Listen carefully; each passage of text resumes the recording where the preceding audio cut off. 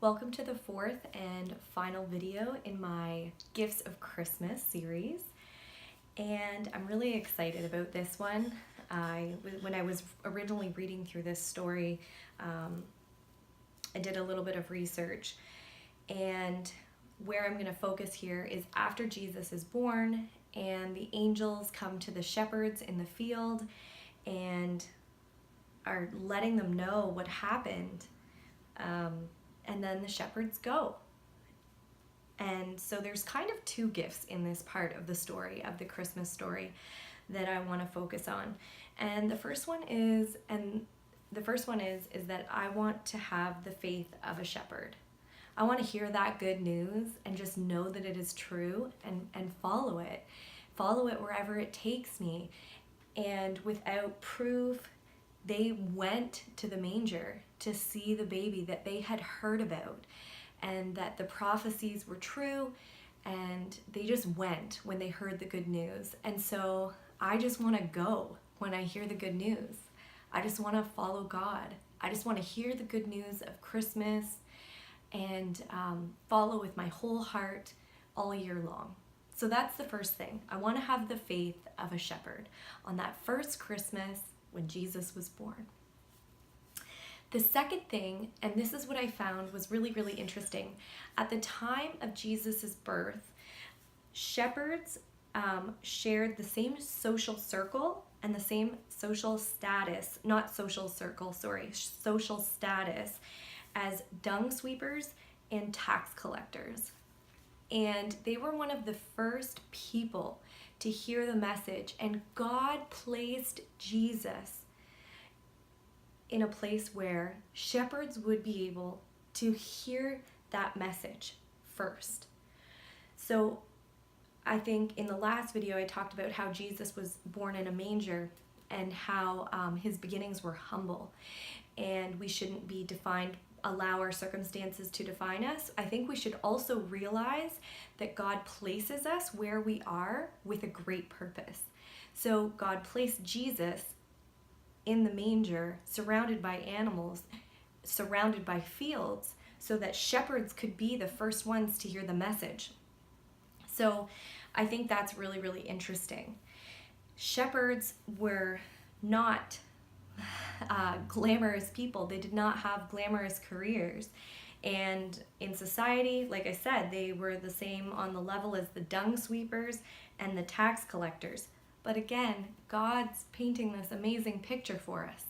And it just makes me so happy to know, and what I take away from this part of the story is that Jesus came for everyone. For everyone. No matter your status, no matter your past, no matter your current whatever, Jesus came for you, and he came for me.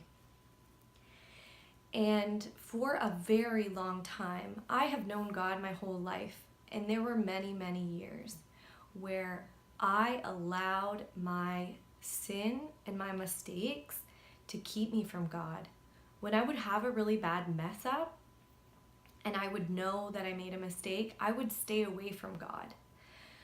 God doesn't want that. That's not why Jesus came. Jesus came because he knew we were sinners, or God sent Jesus because he knew we would sin. We would continue to sin. Even after being saved and handing my life over to God, I continue to sin. I continue to make mistakes. I continue to turn my back on God and do what I want to do. But he keeps coming after me and bringing me back. And so don't let the enemy tell you those lies that you're not good enough to come to Jesus and to come to God, because God sent Jesus for everyone. And this is proven in this amazing gift that we can take from this Christmas story, is that the first people that were told about Jesus were the shepherds. They were the first to know, they were the first to come. They were the first to meet Jesus. And they came as they were. They came straight from the field. Who knows what they looked like or smelt like? It was the middle of the night. They were keeping watch over their flocks. They probably hadn't showered in who knows how long. Who knows what they smelt like? They probably had nothing on them to give as gifts. They just brought themselves. They came and I don't know if they brought their flocks, but they came as they were. And I just am so grateful for that gift in the Christmas story and that reminder that Jesus came for me as I am today, as I was yesterday, as I will be in the future. Jesus came for all of us. And God left us that beautiful gift in calling the shepherds first. Thank you so much for watching these videos. If you haven't seen the other videos in this series, I hope you'll go back and watch them. They're going to all be linked in a playlist, so I'll link the full playlist below in the information box so you can check that out.